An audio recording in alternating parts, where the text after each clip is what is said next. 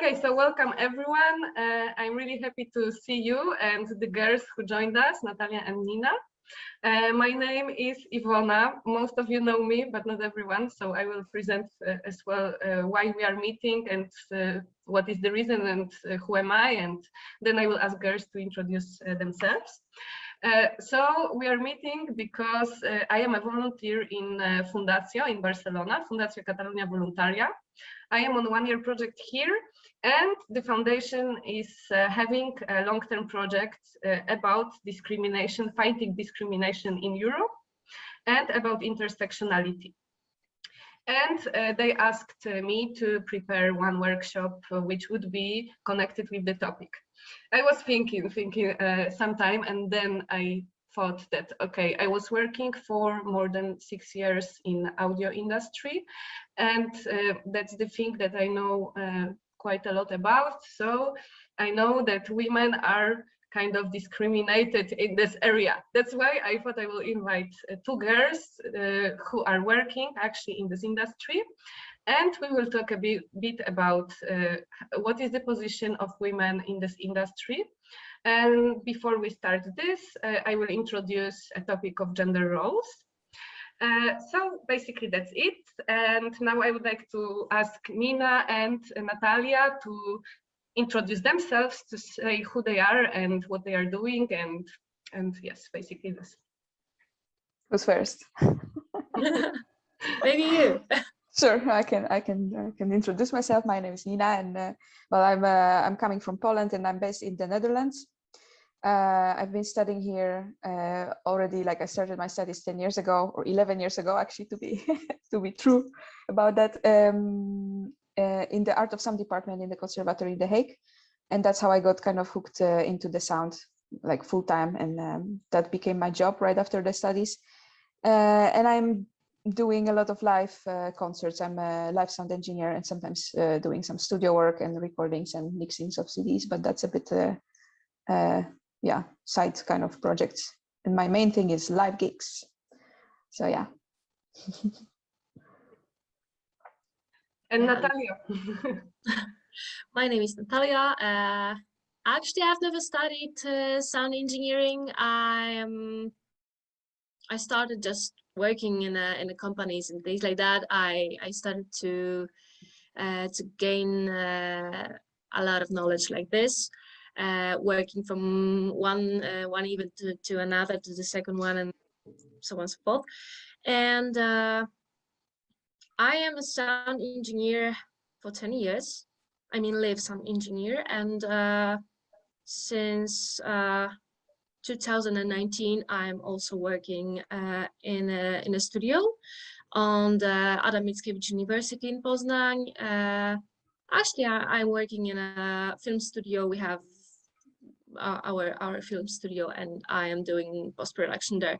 So educational films, so for example, audiobooks also, and things like that. Everything is my job on sound. Yeah. Great. Anka came up. That's so cool. Hey, Anka. I think I remember Anna from Netherlands. Mm-hmm. She's a singer, right? She's singing. Yes. Yes. Hello. Nice to see you.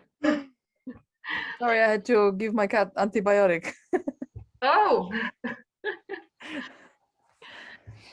Good excuse to be late. Yes, we started with a short introduction why we are here, and we introduced ourselves. You know Nina, so basically you don't need no introduction of Nina, but Natalia is another sound engineer from Poland, and we will talk a bit about women in audio industry. So basically, yes. Now I will start my presentation. And it's going to be a short theory about gender roles. Yes, so first I have like a very short 1-minute video that will introduce us to the topic, and then I will speak a little bit about gender roles. Let's see what we have here. I'm not sure if you will hear my sound, but we'll see. Tell me. No. Oh my God, so now it's a sound engineer task. Pretty sure you do it well. Yes. Old blue pants. Yeah. Oh, we got it. Give you the mustache I wore last Halloween. Oh, come on. So what if you didn't get the role of the princess? Being a knight is awesome. At least you're not playing a tree. Gender role stereotypes are when a person is expected to act in a certain way based on society's expectations related to their gender. Traditional gender roles go back to a time when there were clear and, at times, unequal rules about how people were expected to act based on their gender. People who were born male were expected to be strong and aggressive, not emotional, and, of course, to love sports. People who were born female were expected to be kind and nurturing, emotional, and domestic, meaning they were all supposed to be able to cook and clean. Gender role stereotypes also affect people's understanding of who is beautiful and who is not. People still go to great lengths to try and conform to these unrealistic ideals they see in popular media. They diet, obsessively exercise, and go through plastic surgery. Additionally, strict stereotypes about gender police people's emotions. Girls are not expected to show anger, and boys aren't supposed to be empathetic, nurturing, or vulnerable. Yeah, basically that's like a cartoon video which is showing the idea of gender. Luckily, as time... Sorry. Yes. So I found a little bit of theory about what is actually gender role, because like at least when I was at school, we didn't have anything about that. It's I think it's a new kind of a new trend in education, at least in Poland. What is a gender role? It refers to behaviors, roles that specific culture or region is wanting us women or us guys to behave in. And it can be about set of behaviors, like for example, that women should be not aggressive, that women should be passive, that should be more home-oriented, indecisive, talkative, and the same refers to the guys. And what is the problem? Oh, sorry, we have one more person. Yes, Dominika is with us. So the gender role expectations may have an impact on our life decisions, actually. And they are coming not only from our families, but also from neighbors, from all the people we meet on our path. And extreme gender stereotypes can be harmful, and they are just not allowing us to do what we want. So I have some. Oh yes, here I have examples of the sentences that, well, I heard some of them for sure, maybe not exactly these sentences, but similar ones. I heard them from my father, from my grandmother, and for sure you heard something similar as well in your life, which is, for example, that boys have more skills for math, logical thinking, that boys are better at sports, that girls are more creative, that they are better in nurturing, caring about children, and that they pay more attention on the class, they are more polite. These are the things that we are hearing since the very beginning, since the beginning of our education, and also very often in our schools. So even if we want to change our thinking, it's not so easy, because we have it internalized, kind of, most of us. Maybe not in every country, not in every city. For sure, it's easier in bigger cities, in capital cities, like Warsaw in Poland, yeah, or Krakow. But if you are from, for example, a very small place, closed community where the society pressures a lot, for sure, it's also more difficult to get out of these patterns, I would say. So that's the one thing. And now I would like to ask you girls, Nina and Natalia, and also other girls that are here, because we have more girls who maybe are not exactly sound engineers, but they are girls and they are doing something in their lives and they can also share with us their experiences, what they heard in their families, in their schools, how did it look like, and do you think that it affected on your choices of your professional path and of your interests? I can start myself if it makes you feel better. Okay, so yes, for example, in my case, both of my parents are technical. They are engineers. My father is a physician, my mother is an engineer. And I think that this particular situation helped me a bit, because from the very start, I was awarded by my family to learn math, for example, or to prefer to choose something which is more technical. And it had another side, which is a bit bad. And I want to speak to this because it's actually a bit, I mean, it's a bit funny. For example, my father used to say that people who do culture, humanistic field, they are a bit stupid, you know, like they are, yeah, he used to say that. And, you know, at some point, I was so interested in books, in reading books, but I remember I was like, yeah, but this is like, I'm not sure if I'm supposed to do it, because it's like, you know, like I remember, for example, this pattern. So every situation has its pluses and minuses, as you can see. They encouraged me for technical things, but on the other hand, they gave me some other signals which were not very positive as well. What about you girls? Actually, my parents, like me, didn't finish any studies. My mother is a baker and my father is some kind of engineer, and but without studies. So maybe that's why I quit mine. And actually, at the beginning, I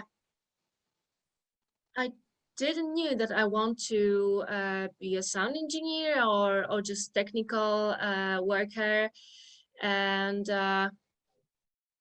I was more like into humanistic things. I wasn't good at math, and when I started to work as a sound engineer, when I did my first steps, it was like, oh, you are sure that could be a good work for you, is well paid, and things like that. My parents were pretty not so not so sure about that. So yeah, that it was looking like it looked like that. So yeah. So you had to find your own way and your own path. Yeah. Actually, I didn't have any person who showed me that way. So it's you didn't my have own path. You didn't have any reference, and yep. Yeah, and you had to. Yeah, and also with music, you were not connected with music, like playing instrument or singing. Actually, my mother is singing just a little bit, but not as a professional, just for herself. And my father has rhythmical hearing, so that's all. But actually, singing lessons and things like that were taken by me and my sister also, but not earlier also. Yeah. Okay. Anyone else wants to say something? I can say that in my case, maybe like from my mother's side, I've heard a lot like the girls are not supposed to do like behave like this or wear this or that sometimes.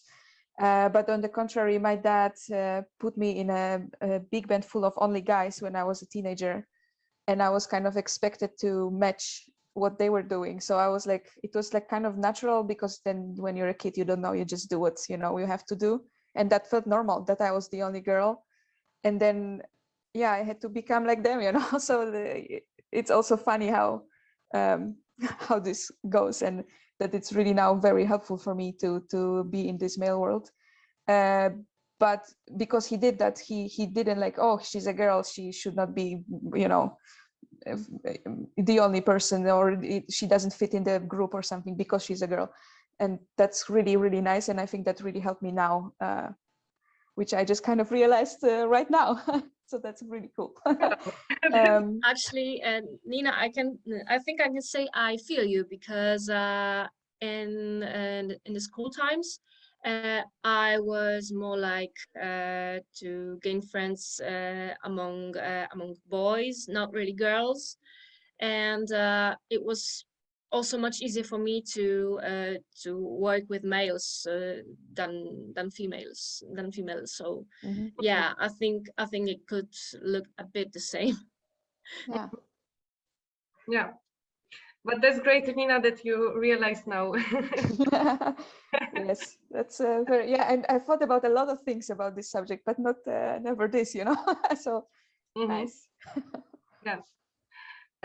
Yeah, I mean, yeah, when we are kids, we don't really, I don't think we have any kind of attitude. Just we learn, you know, like that something is we correct take it as something normal, or that's how it is, and yes, roll with it. well, because of the reactions of other people. Because otherwise, we wouldn't really know that climbing a tree, or I don't know, doing something specific reserved to some gender, we wouldn't know that it's good or bad or appropriate or not appropriate if no one told us. You know, we would just do whatever we want, or we makes fun for us. So yeah, that's interesting how it is done in our society. We have more girls here, I know. And if anyone wants to say also something, you are. I can say something. Yes. Well, maybe you can start calling us women, because We can. that's also enough for that. that you know, that is also one of the things that is an issue, that if you're in charge, and somebody, especially not necessarily men, but also women call you girl. That's right. Then it really diminishes your function, and so that is also, you see, the habit that, okay, you girls, and actually we are women.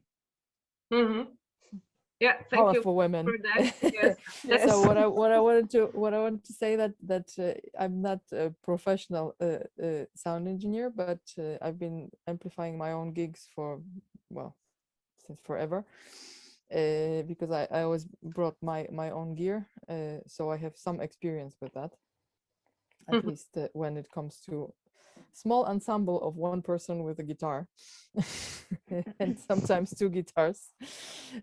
So yeah, it's I mean, I as a kid, I actually I have a father who comes from a very old-fashioned family where women were supposed to cook, clean, and this kind of stuff, and the men were the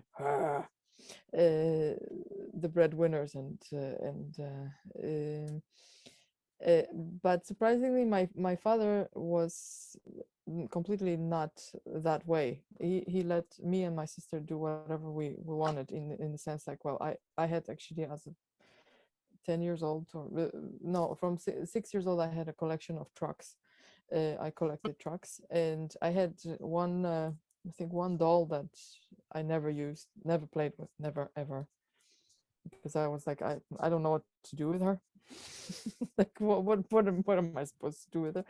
And yeah, my sister, her first toy, I think, was my parents' old record player that she completely took apart to the one little screw. And my father was furious, but on the other hand was very proud of her. And yeah, it's just like he would let us do things, like, you know, he just said once, like, okay, you have no access to a mechanical saw, because that's too dangerous. After my dead body, I'll let you use that machine. But I used it anyway when he wasn't home. So yeah, it was just like we had access to everything. And well, right now I'm a woman in the jazz world, which is pretty much as bad as with sound engineering, although you might be in a worse situation. I don't know, but we keep on organizing the meetings about role of women and women being taken serious as professionals, as musicians, and you know, it's constant struggle, constant need of proving yourself, actually, where guys wouldn't have to. And I have tons of situations where that I was in. To give one, you know, I wrote the music for my last album and produced it myself, released it myself with Nina as a sound engineer, recording it, yeah, so I can call myself a producer and a composer, and but I went to promote my album to some guy from Scottish festival or something, and I told them like, yeah, well, this is my album, this is that, and the only thing that he had to say was like, so you're a singer? I was like, okay, thank you very much, goodbye. It's like, really? That's what you got from what I said? Yeah. Yeah. Yeah. So I will let the other women talk. Yes, unfortunately, yes, this is what happens a lot everywhere, I guess. About meetings of women, I think in Poland, at least, it's not really happening. I don't know, Natalia maybe knows more about it because she's really working as in the industry every day. I mean, about women in industry? Yes. Active women in industry? Actually, I know maybe in Poznan there are 2, yeah, and I know just several of them. Yeah. I know that there are not many women, but I mean like meetings or any talks. I haven't heard about it in Poland, so that's a topic. Actually, we don't have any groups, any chats and things like that. But in the Europe, there is a group called Women in Live Music, and I am just in there. Yeah. So yes, that's one topic that could be started as well, and could be done and improved. Well, once we are here, nice. Yeah, we can also think about doing something like that. We have more people, but I'm not sure if anyone wants to speak. Maybe Dominika, because she's also from the industry. Dominika, you want to say something? But no, I don't think so. So, yes, I will go to the next next slide. Okay. I told before about gender equality, gender inequality, actually, which is present, and it comes not only from our families and from our society, but also from the media industry. All the advertisements and movies, it's very powerful and still present. Even though there are a lot of conversation also about how women are used in advertising, for example, it hasn't changed until now so much. I mean, maybe a form of advertisement are now a bit more gentle, but we still have a lot of examples of the advertisement which is directed to women, and it's not even the worst part. The worst part is that women are just used as kind of the advertising objects in this. Or just sexual in culture. Yeah, sexuality. Yes. I don't know how to say it. Yeah, but yeah. So of course, this is one of the things that that is also influencing on how we are perceiving ourselves and how we perceive our roles. So of course now we want to fight with that. For example, having such talks, but there is much more to change, and it has wider effects. Like, okay, the television and the advertisement, it's difficult to change with a small conversation that we have, but when we are trying to organize ourselves in bigger groups, it's getting easier. So that's why maybe it's a good idea, especially if we are here now and we are all from Poland, almost all of us are from Poland, to think about organizing a group of girls in our country. Yes, apart from media, parents, we know all of that, but we can remind it that parents have this tendency, now it's changing as well, but have this tendency to give specific tasks in the household to boys and girls. For example, girl will help to bring the plates on the table when the guests are in home, and the boy will help the father to, I don't know, fix the bicycle. It's not in every household, of course. So for example, in mine, it was different, and I'm very happy about it. But in many, it's like that. So we have to consider, like, where does it come from as well? Because we are angry at men sometimes, or at other women which are judging us. But this is coming from some point, this stereotypes and prejudices. And maybe we need a little bit more of education to be done. But anger, of course, is a starting point that we can use as a power to group ourselves.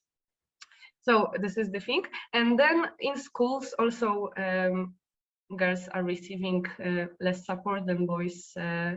This is like this information that is here is from one of the websites of international organizations. So it's like based on the research that, okay, the scientists were searching this topic, and they know that the girls or the women, the girls in this case, because they are young, they receive less support when they want to choose the studies. And yes, now we are going directly to the part about sound engineering. We have here, most of you know who is sound engineering, but we have few people who may not know. So basically, I will ask you, Nina and Natalia, to explain what you are doing. But before we can say who is a sound engineer, like a definition, that is a person who is responsible for the technical side of recording or live performers or broadcasting, radio, television, streaming nowadays as well, and is operating the equipment, technical equipment like consoles, sound systems, sometimes doing as well system configuration projects and so on. And I would like to, because I think it will be most interesting when you describe what you are doing, how is your day, how is your schedule, and you know, like, what are you doing every day? So Natalia, do you want to start? Yeah, why not? Actually, it depends, because normally from Monday to Friday, I'm working in a studio. So most of the times I'm recording people. Sometimes I am streaming some, for example, events on the university to the internet, and most of the time I've got just post-production, because, for example, another sound engineer is recording people, for example, when other guys also recording the video, and after the montage I get it and just did the post-production. And when I'm going on the, let's say, classic job, I am mostly just the live sound engineer. Yeah, and it's mostly like I'm doing mostly front of house, And for example, I'm working with the band Żywiołak from, it's more than 2 years, yeah. And I'm working also with other bands and sometimes in rental companies. For instance, last weekend I was working with guys from Bayer, and we did 4 days of jazz festival, international jazz festival in Duszniki Zdrójc in mountains in Poland.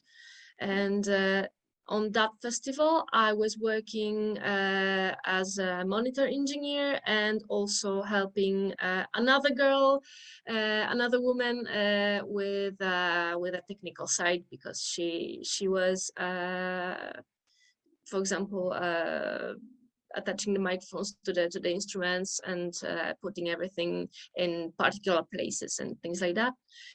And of course, we were also setting the PA. We were also connecting everything. Well, maybe we can just say, for people who don't know, what is PA and what is monitoring engineer and what is front of house engineer, because some people may not know the terminology. No? So yes, PA is front sound system, which is the main sound reinforcement. Usually it's line array, so these are those bananas at the front of the stage. On the front of the stage, and yes, and then front of house engineer is a person which is working, mixing the sound which is coming out of this main system. So that's the sound what audience is hearing. Yes. Simply, yeah. And then monitor engineer is your role. So you are mixing sound for the band on the stage so that they can hear each other in the proportions they want. Yes. Yeah, I'm doing the job just to make any musician hear well. So yeah. Yes, exactly. Yes, and you, Nina, do you because you also work in a studio, or you only work in right now in live sound? How does it look? I do a little bit of a studio, but my main thing is live sound. And yeah, I thought like maybe to give an overview. The job starts very often like at the rehearsal stage. So we would visit musicians where they rehearse, and then we make a plan of how they want stuff to sound like. And then our job as sound engineers is to like think of how technically we can make it all together so that the audience can hear what the musician wants them to hear. So that exactly means putting the speakers up, thinking about microphones, thinking about monitoring so that musicians can hear themselves on stage and have fun as well, because that's when they don't have fun, then we don't have fun, and audience doesn't have fun. So it's all about that.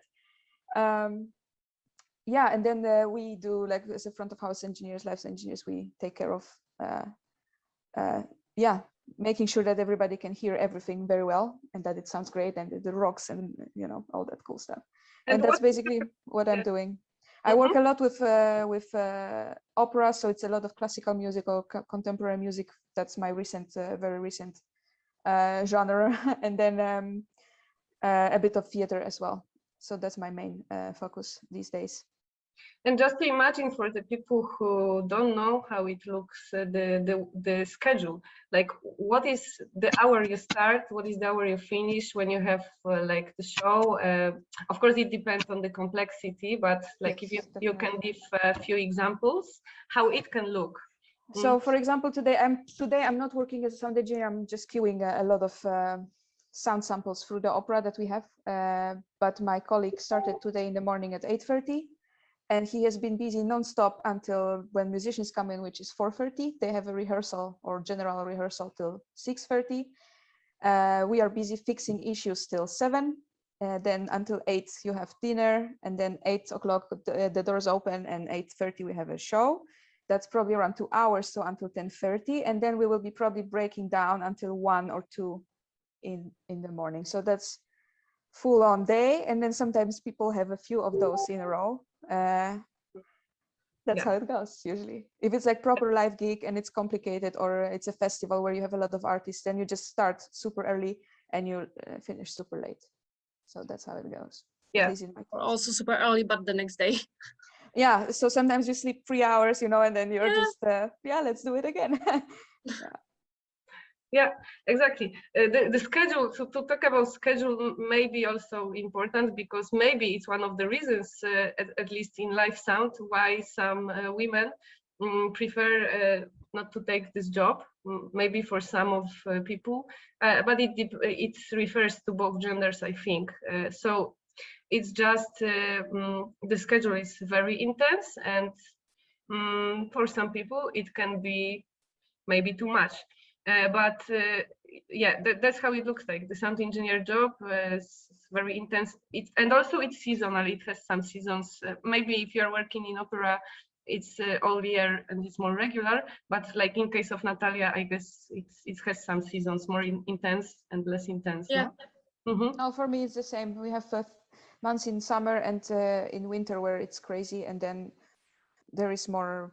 I mean, nothing is ever regular, and that's definitely something that may be very unattractive, or might be very attractive. Or maybe attractive, exactly. So, yeah.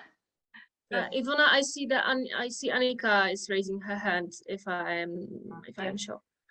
We can. Annika, yes. Is it fun for me to, because actually, hi. So I was wondering, because it seems like a very diverse job, and being a sound engineer, which I would love to do, but I have no experience in, so I hope it's fine if I ask a question. Sure. Okay, thank you. Since, for example, let's say you can start as monitor engineer and sound tech and move on to front of house, and like keep on learning basically, right? So also when you're working, you can get to know more and more. And yeah, I don't want to say that you don't have to be a pro to work, because you have to, but it's a job that allows you to learn, in a process, right? Yeah.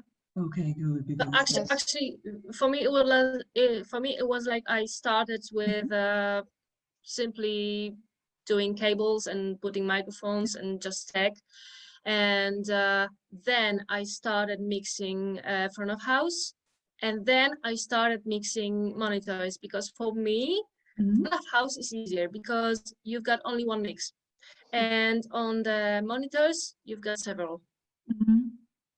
Maybe that's why it's easier for me to mix the FOH.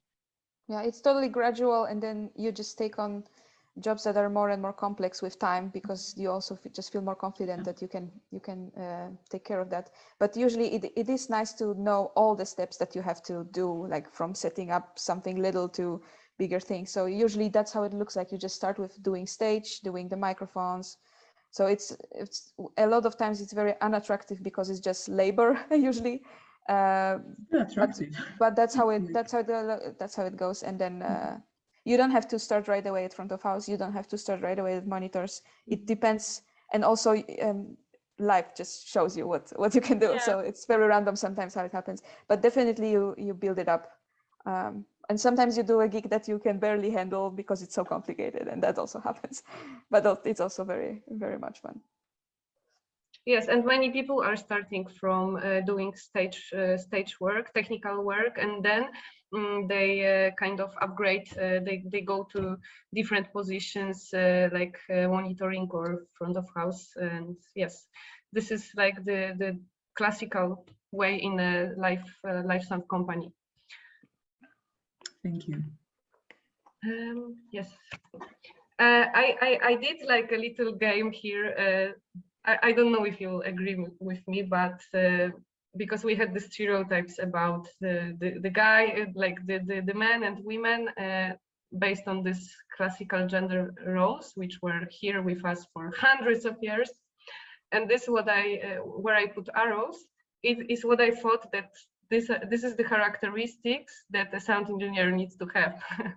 Yeah, I totally agree with this. I was looking at it before, and then I thought, yes, how wide kind of combination of the male and female character traits we have to have. From one hand, you have to deal with musicians that are nervous and and stress, and you have to calm them down and make sure that they can perform the best they can. So that's mostly in the studio, but also on stage during the concert. So you have to be kind of like, you know, very feminine and caring and understanding and empathetic and all that stuff to help the performance even happen, you know, on a better level.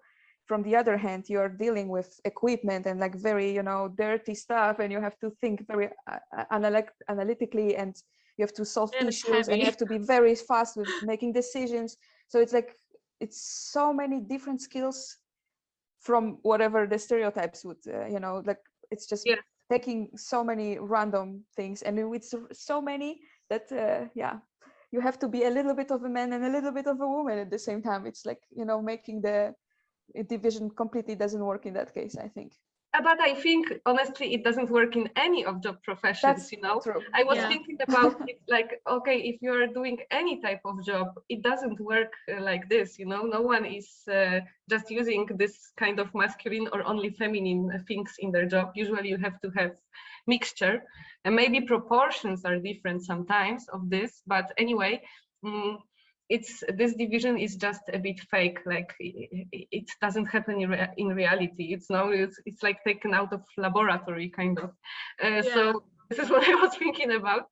But also I think that these people skills which are associated with feminine are so important when you're a sound engineer, because you're working constantly with people, or recording or mixing on stage, but you have to deal with a very also specific group of people which are musicians, and sometimes it's difficult, right? Like what is your experiences in this, like in this people skills? Did you have to develop it with time, or from the beginning it was easy for you and you knew what to do, how to speak with people? For me, it comes with time. I'm still learning plenty. It's very slow process. Like I always say that psychology should be like first most important subject at school for this kind of studies, at least, because you're dealing with people, and the way that you do it, it gives you like 80% of the outcome at the end. And it is like there is, you know, you deal with musicians, you deal with artists in general, and then actors are different than musicians. You know, it's all a little bit. But let's say artists, and you just deal with producers, with people that handle money, you deal with conductors, you deal with technical crews, and it's like a lot of different types of people, different also backgrounds, different, you know, like cultures. So it's very important to know how to read people at least a little bit. And it is actually something. From my experience, it is like I'm quite easygoing because I like people just because, and when actually for me it's quite natural to talk with for example musicians and other technical people and things like that, and maybe it's just because I like people, so I am just friendly to everybody, and most of the time I somehow I know how to ask for something. I know how to talk with people. I don't know how to, probably just because it's quite natural for me. So yeah. Yeah, it's good to be friendly and being able to fit within different groups. That's for sure. Yeah, that's it. Yeah, for sure. It comes also with time, like Nina said. But if you have it naturally, like Natalia, it's even better, no? Like you're born for this. One of my friends said that when I am on stage or on a monitors, there is like all day party. So because I am most of the time joking and things like that. So yeah, that's awesome. Yes, now I wanted to show just the statistics. You know, it's probably it depends on the source. Audio Engineering Society, which is I think one of the biggest or the biggest international organization gathering together people who are sound engineers, but not only, but also acousticians, I think, no, like the job professions that are around sound engineering. They counted, they tried to weigh the statistics, and what is the result is 5 to 7% of the audio engineers and producers are women. And below there is a picture which is showing even less. It's like it is growing with the time or not, because it starts from 2.4, then it's falling down, then it's growing a bit. And it's another source, and it's also about women in sound engineering. So it's very little, like the amount of women is very little. And we will speak later, like I will ask you a few questions, like how, like, why do you think it's like that? Because we don't actually know why it's like that. We just know that it is, like the majority of men is in the industry. But yes, this is the statistics, and for sure it doesn't make it easier to start for women, because when you don't have the reference, like Natalia said, she didn't know anyone on the beginning who did something similar, and a woman doing something similar was even more difficult to find probably. Then of course it's not so easy to decide for this profession. Here I found quotes of women who are working in the industry, and what were their experiences. So the first one is Tiffany Hendren, and she said that she always felt like she had to be a little bit better at her job than men. And when she started talking about to other women, they were saying yes, they also felt this, and it was not her imagination. Women who were working as sound engineers and were speaking with her told that they needed to do more effort than men on the same position. What about you girls? Like, sorry, women. You see, this is like so internalized. I can't stop. But yes, I'm trying. What about you, Natalia and Nina? Have you felt that you need to do much more effort? Maybe not much more effort, but for me it was like maybe not at the beginning, but a few years ago when I started to work in much bigger company in Poznań. It was like many male friends, let's say, told me that, oh, you don't know such things like that, you better go and learn, and you better go and read some books and things like that, and then you can go on a job. And it was more like that, and I don't feel like maybe a few years ago I was more like I need to show them I can, yeah. But for now it is more like I don't feel I need to do that much effort. I just want to be good, not better than men. Mm-hmm. And I just want to be friendly, and I just want to work with them. But of course, at the beginning, many equipment was quite heavy for me, and I just started to go to the gym, and that's the point. And to have more strength. Yeah, to have more strength. Mm-hmm. Yeah, exactly.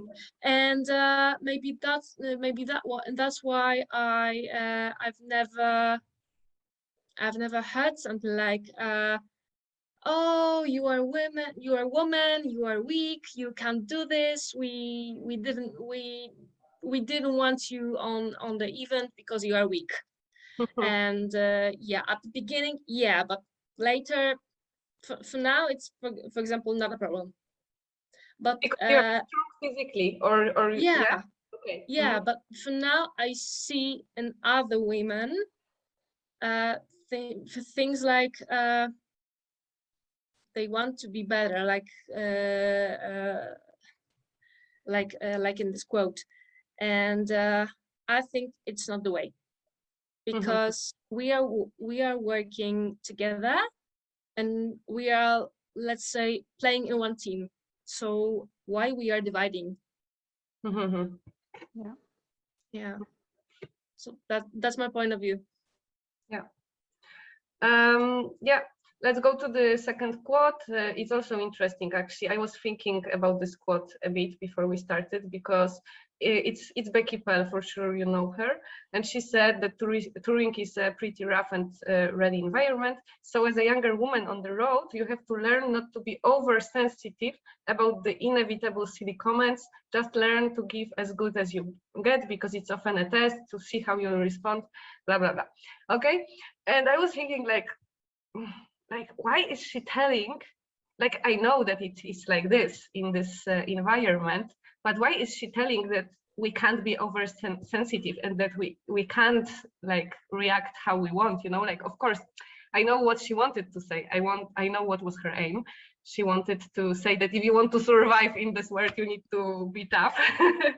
But is it the way? Like, I was thinking, is it the way, or is it something to change, you know? Like, because what she says is that we need to adapt to this comments, and not that we can kind of make, for example, a discussion that maybe it doesn't look like it should, you know, like maybe it's a way to think how to reform this groups, you know, like full of comments. You know, Ivona, I was there. I was there also. I was also thinking that I shouldn't be that sensitive, and it was before the pandemic.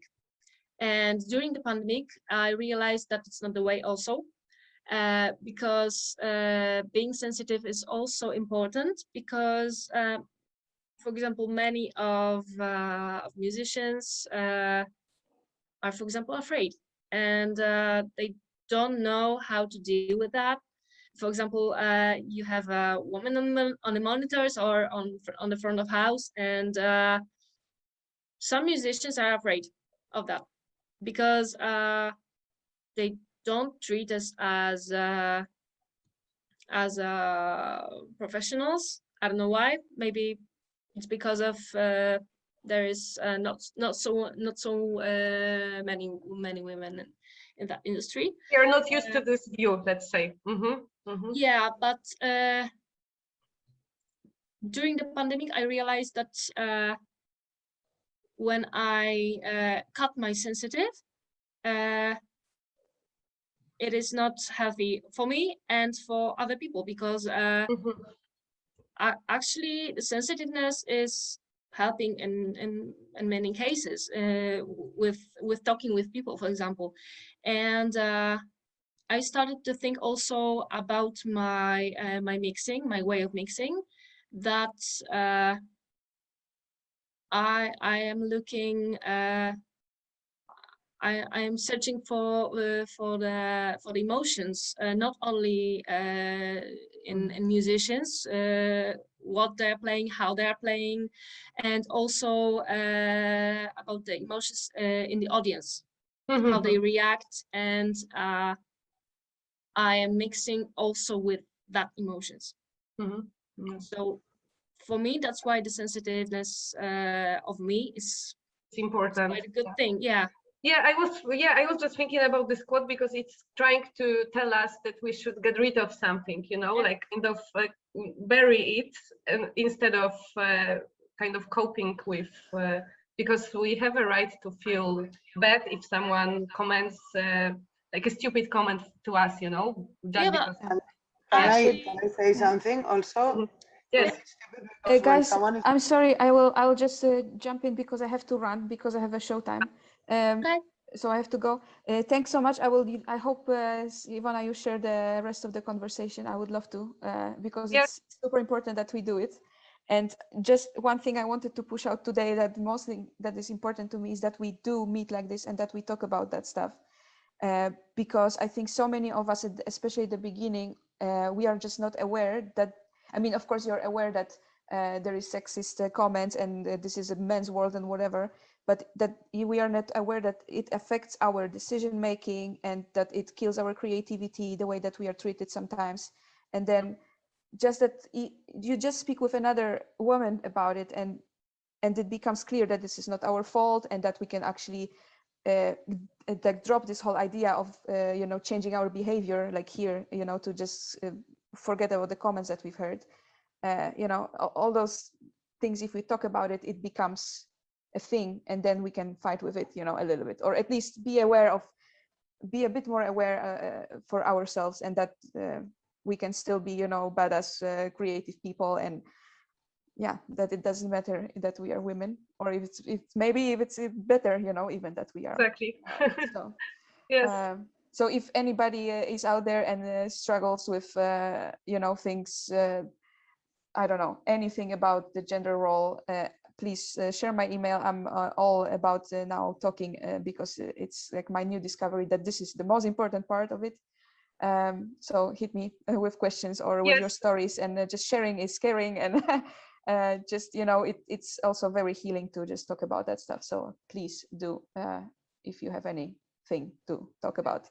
I would love to. Nina, thank you very much. Thank you that you found the time, because I know that you are between two gigs, which is crazy. Or yeah, it's a bit chaotic today. So I'm so sorry that I have to go, but yeah. No. And we will share. And also, if we like the idea, we can do another one, maybe with more people. So thank you, and good luck. Good luck today. Thank you, guys. Thank you, Nina. Bye. Have a nice evening. It was nice to meet you. Bye-bye. Yes, Anna, you wanted to comment. Do you remember? Yes. I was saying that this comment about being oversensitive, that for me it's always very funny, because people are like, they make some joke about you or they comment something and it's like you respond and they're like, oh, you're so oversensitive. But then I'm thinking, aren't you oversensitive because I'm reacting to your joke? Like, if you tell me a joke and it's not fun, it's not my fault, you know? Like, you are being the one oversensitive because you are not happy about my response. My reaction. Mm-hmm. So actually, it's not so much about being oversensitive, but it's being oversensitive in a female way, you know, like, oh no, you're exaggerating and blah, blah, blah. Because when they suddenly get angry or they laugh at you, you know, because you make some comment, you get offended, then it's okay, you know, that's not oversensitive, that is normal. And probably, yes, and probably if the guy, like if the man reacted the same way, they wouldn't say to him that he's oversensitive. They would say something stupid, but not this, no, not that he's oversensitive. Just oversensitiveness is connected directly with women. That's maybe why they are using they are using this argument. Yeah, but the why I brought it up, because it caught my attention that she's a woman who works in the industry, and she said this, and maybe it's like now we are like a different generation, and we can try to think from the other side, not to adapt, but to try to change something, you know, like a different attitude to this industry. But you know, according to that jokes, for example, I am mostly into jokes. Also in jokes about women, sometimes I am laughing at, and everything is good to the point where when someone is joking straight at me. So yeah, I've got some. I've got some boundaries, but when, for example, there are just jokes about women or men, everything is okay, for example. But I know some women, and for them it's not okay. So yeah, it depends on person. Yeah, everyone has different boundaries as well. But of course, if someone jokes at you directly, it's like an attack, kind of, you know, like of course it could be, yeah.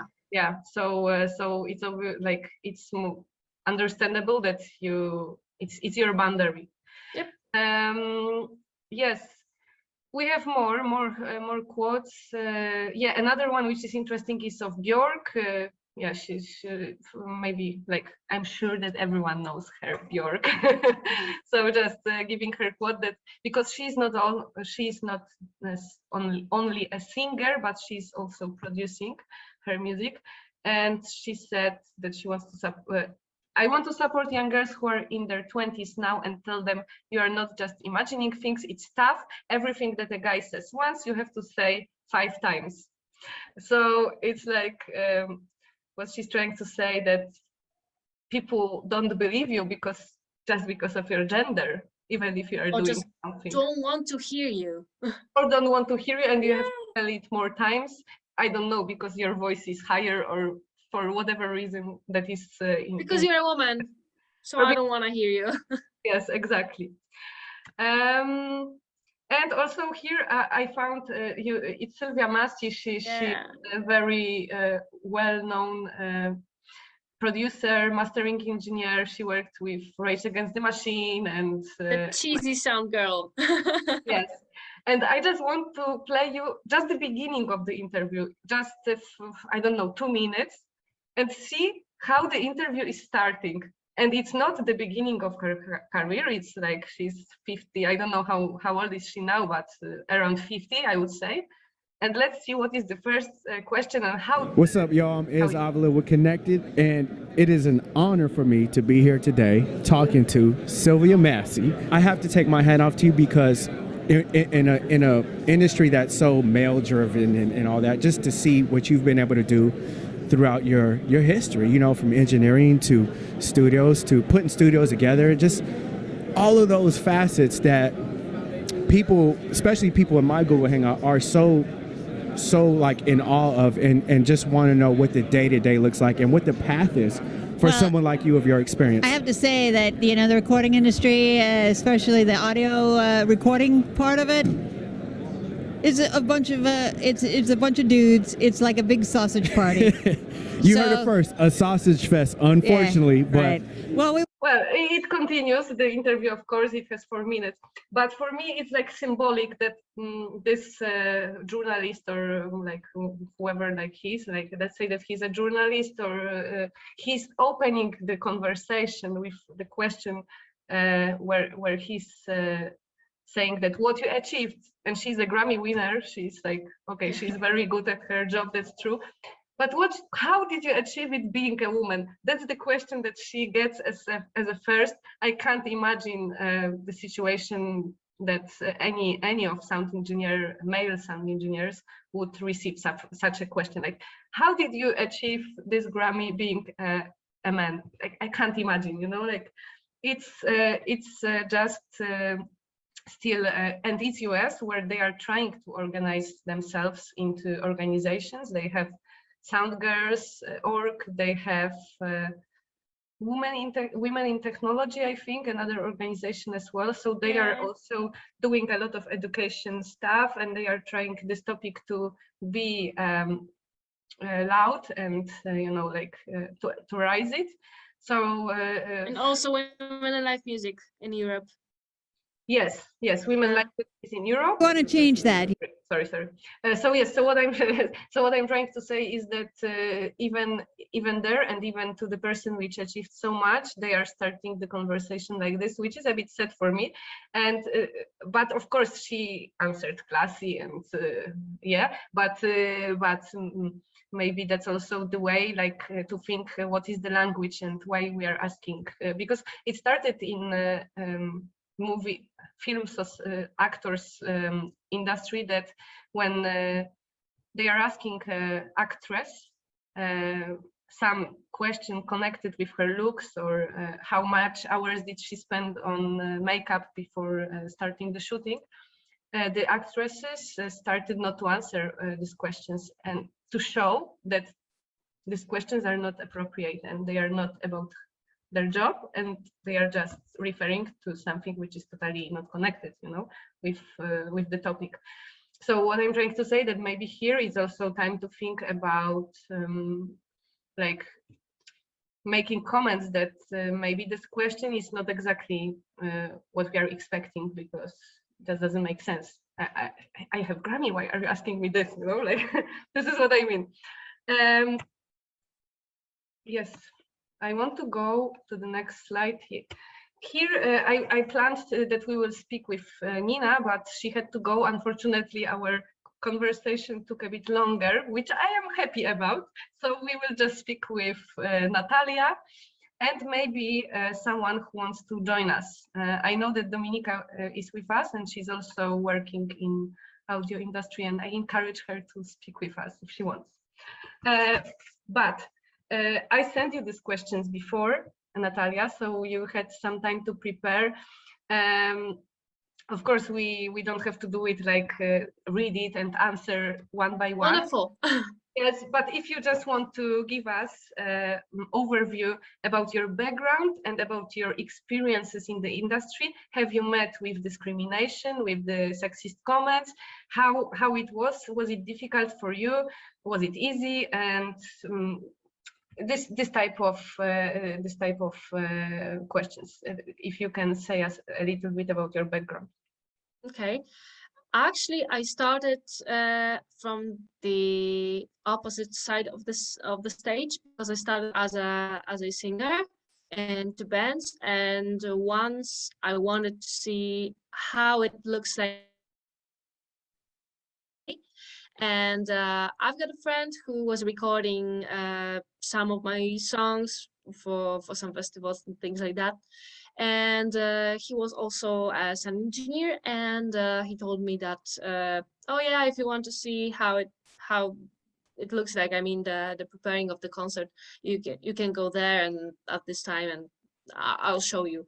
And yeah, and I came, and other guys were looking at me like I was like from the moon, for example.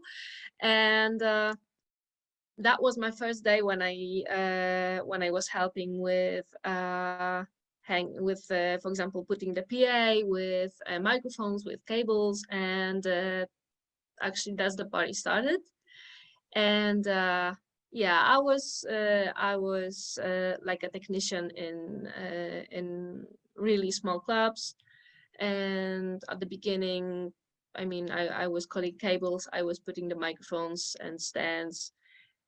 And yeah, and that was for like 2 years. Yeah. And after the first 2 years, I started to do the mixing. Of course, at the beginning, with some help from others and from my boss, and yeah, that's how it started.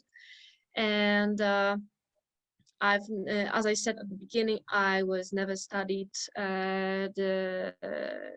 about this profession. I just started to work in the industry, and gaining some knowledge from older and better colleagues, from for example, showing up the new gear, for example, from the workshops, things like that, from books, and actually mostly from talking with other people. And I think it was good, because I am from the beginning a practical person. It was, yeah, it was. Also from what you are saying is that you were actually finding help from others. So you didn't have so much obstacles, right? It was more like depends. Mm-hmm. Because of course there were some obstacles. Annika, you want to? Yes, I can. I mean, I was wondering if it's basically fine to just ask others for help, and if they agree, it's fine. That you can stand and watch, right, and help with little things. And if not, then you just go on and ask other people, right? Like, when you have at least some friends, then Yes, it's yeah, it's much easier asking. Yeah, and it depends on the personality of the person, of course, that you are asking. Like some people are much more open, and they will show you a lot of things, and they will like engage you in many tasks. And some are like, okay, you are here, but I don't care, and you just So it depends a lot. it's a good way to try to contact many people. Yes. Yeah. And the next question, let's say, actually, sometimes I've got moments when it was a bit too much for me. I mean, the behavior of the musicians, things like that. Sometimes I was swearing at the stage. Sometimes I, for example, screamed and just go out of the stage because it was too much for me. I've got 2 times like that for 10 years, so it's not that much. I think it was from what you are saying, it was from musicians, not from other sound engineers. No, it was from musicians. Actually, the last weekend I also got a situation like a guitarist was treating me like, oh, you, for example, done nothing, and you don't know anything of that. And yeah, it was like he was not so nice, but I just ignored that words and just did my job. And after that, he came to me as the first person from the band and told me that he thanks me because it was really good. So yeah. Unbelievable, huh? Yeah, and actually I like that moment. So sometimes it's good to ignore some stupid things and stupid words. And most of the time I am actually sensitive. Sometimes I'm just telling to my friends, okay, give me a moment, I'm going up from the stage for 1 or 2 minutes, I'll be back. I'll do some need some air, inhale, exhale, yeah, things like that. And I'll be back in a moment. Yeah, so I trying to figuring out, I mean, the stressful situation like that, and for now it works, so I'm happy. And have you ever experienced bad treating? Yeah, this is like I think the most important question. Yeah. Have you experienced any like, apart like from what you said from the musician on the stage, but maybe from colleagues, boss, and so on? Actually, yes. When I was working in a company in Poznań, quite big one, there were 2 guys from the technical school, and they were just repairing things and cleaning the magazine, the warehouse, I mean, and things like that. And I was the only woman in that company, so they thought that it will be funny to telling me bad words, any abusive things, and doing me not so nice jokes and things like that. And actually, after a year of treating me like that, I got problems with my head. So it wasn't nice, but it was only there. I don't remember any other things like that. And what happened? Did did you quit this job, or did they quit? Yeah, I quit. I got half a year of I mean, living from health issues. Oh. And then I quit the job. Wow. So even you had like health problems after this. This is amazing. And did you try to report this to to the boss or to the owner of the company? Actually, I went to the boss of the company at the beginning, and actually I told him about that, and we decided to just figuring out with ourselves. I mean, my boss knew that I want to take a leave from my health, and just to fix things in my head, and at the same time he knew that I wanted to work with other company. So I was on leaving, and at the same time I was working with in different places. So that was the deal, because for example I could of course report him and the company, but for example he could also report me for working on living. So we decided just to figure it out like that. Yeah, but I think that's the topic that actually could be important, that maybe some legal help for people, if we had some free advices, for example, of the lawyers, it could be helpful, because like without the legal representation it's much more difficult to do anything, no? But if we have some support, maybe we can have more power, more strength to fight. Probably. But also in that time I was pretty scared. Yeah, of course. And it was totally horrible for me. So maybe also that's why I decided to do it like that.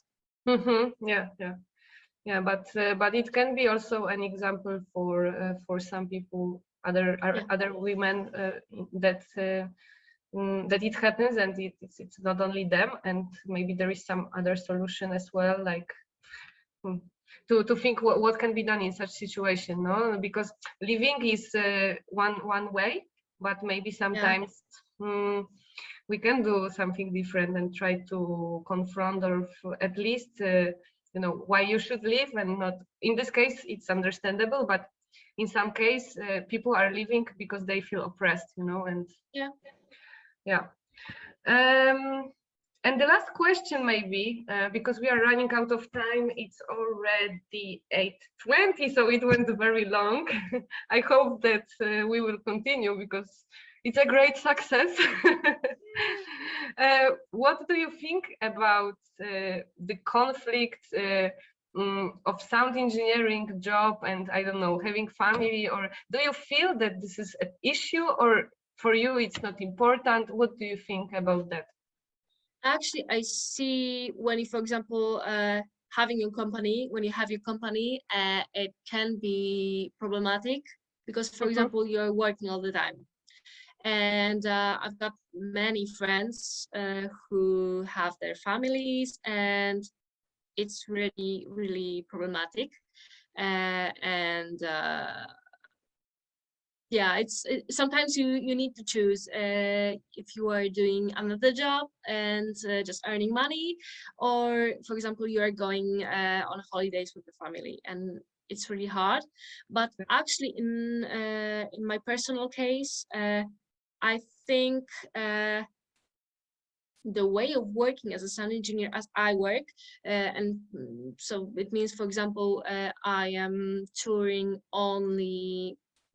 mostly on weekends, and I think it's quite good for me and for my relationship with my boyfriend, because we have some time alone. So I think it's also okay. We are not sitting all the time together, and we have some time also for ourselves. And for example, when I'm going with the band, I have also time with my friends, because in Żywiałach I am friends with the girls, and we are like each other so much. So, and yeah, actually I've got also my free time during the touring with the band, and yeah, I think it's healthy. But for example, when I for example working for 2-3 weeks of I mean the whole weeks abroad, it could be not so healthy for a longer time, I think. I think this is the problem that is for both genders, no? Like if there is a male sound engineer, it's also it's the same. Just instead of you being well in the tour, he's in the tour, and it's just the specific specific of this profession, I would say. You know, like it's the same if you are, I don't know, a policeman, or you have just irregular job hours. It's like that. So it cannot be connected with gender. It's just about profession type, I would say. No. Yeah, but, exactly. But actually, I knew. For me, it's quite funny. But for example, wives of some of my colleagues are jealous of me. I don't know why. I'm just another worker, and they are jealous. And Some imagine, of them, not all. Imagine you are the only one in their company, and what would happen if there was a company with many women? They would die of jealousy. Yeah, I don't get it. But maybe it's because of I'm the one. You're there. the one. Yes. Yeah, yes. and there's, let's say, mostly male profession, so maybe that's why. Yeah. Yeah. Okay. Well, thank you very much, Natalia. Thank you for your time. You. Honestly, I didn't expect it to go so smooth, and we talked a lot. We shared a lot of things, and I really think it's a great idea to do such meetups especially in our industry for women, but not only, maybe for men as well. Maybe they need it as well. But for women, for sure, we are not so many, and especially in Poland, we don't even have the organization. So it's something. I think we should have. We should have. And I think that we are not so many yet, and you know there should be more of us. Yes, we need to wait a little, like maybe a few years, and maybe the proportions will change. Actually, in Poznan, when I met some girls who, for example, studying this profession, I mean the sound engineering, I am really likely to help them. For example, I am taking them there for example, looking how it looks like, for example, helping me to coiling cables, putting microphones, things like that. But it's mostly only in Poznan, so yeah. But I'm trying to help also. Yeah, I mean, it's great. I mean, I remember when I was also studying and I was like starting, there was literally no woman. Nina was the first girl I met, like interested in the topic, but it was abroad, it was in The Hague. And I had the impression when I went there that already Netherlands, they made their, I mean, of course, it's also, it's the same, the proportions are similar, but the society in Netherlands, I think is, they had already some conversation that we are in front of in Poland. So, and here I didn't know any example, you know, like it was something weird. So it's really good to talk, just to give examples to the young, especially young people who want to start, because if someone already started, I guess that they are doing fine, more or less. But if someone wants to start and doesn't know how to do it, it can be useful. It's different. Sorry to interrupt, but I just yes. There's this studio which is organizing courses. It's not like studies, but it's, you know, a course for a year or two. And okay, I will wait until the group releases your forms. But last year it was just guys. 2 years ago, I believe it was 3 years ago, it was just guys and one girl. And I might be the only girl this year too, but you know, that's what I really want to do. So I keep my fingers crossed it will work.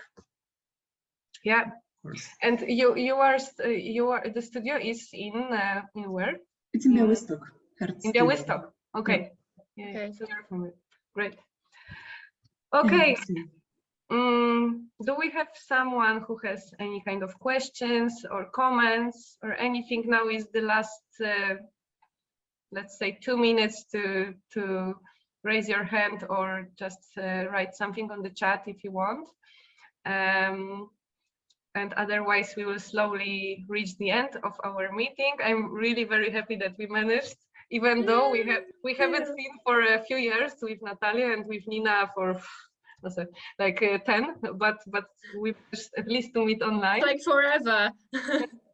Yeah. And yes, hopefully, oh, I don't know if we have some chat. Yes, thank you, Anna Maria. I think thank you. Actually, Ivona, I remember I met some girl. I mean, she's like 30 something, maybe 40, and I met her on a festival when where I was a sound engineer with Żywiołak, and she was a violinist of the Celtic band. I mean, Polish band playing Celtic music, and after the concert, we were talking each other so many because she was an acoustic. She was an acoustics, and she was preparing many, for example, concert halls and things like that in Poland. Okay. But in that time, she was treated not so nice she was treated not so nice because, for example, many males were signing on her projects and things like that because she was a woman and things like that, and she decided to quit that and never coming back to this work. Really? And yeah, because she was abused. And for now she's sitting on the she's sitting in I mean, it's Toman, yeah, in Toman, and she's answering phone, and anyone is, I mean, the guys who calling to her are amazed that, oh, do you know really that much of the equipment things? Yeah, and she's, oh yeah. Well, if finally I can share my personal experience, it happens to me as well sometimes, you know, like because I work in marketing, and of course I don't know too much, but I know something more than average person from the street. And yes, it happens to me as well. But usually in my case, I mean, when I talk with the clients, it's positive because they are like positively surprised that I understand what they are talking about. So usually it's like a plus. I would say that it's more difficult sometimes with, you know, like with men who just don't want to give it a try or give a little of understanding, and they just want to show that they have power over me, you know. Sometimes it happens as well. Crazy. And yes, and this happens a lot. And in audio industry, even if you work in a company, like I work in a distributor company, but okay, we have contact with many clients from live sound or from studios. 95% as well are men. So this is our everyday life. Yeah. Actually, in August, the most often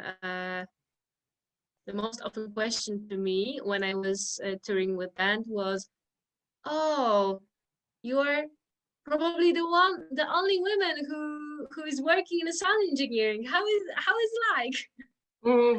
Yeah, from many men. Yeah, I mean, if these were only these questions, it wouldn't be so bad, right? Sometimes the comments. Actually, they were quite friendly, so I didn't get it. I didn't get it wrong. You didn't feel it as an offense or something. Yeah. And the second thing I hear in Poland, I mean, in almost in whole Poland is, oh, I know you from the internet. Crazy. Yes. Well, that's good. Thank you. And I don't see any questions. No, on chat, nothing. So yes, hopefully we'll meet again soon. And thanks a lot. Thanks everyone. And yes, thank you too. Let's continue soon. Bye. Thank you. Thank you so much. Thank you. Thank you.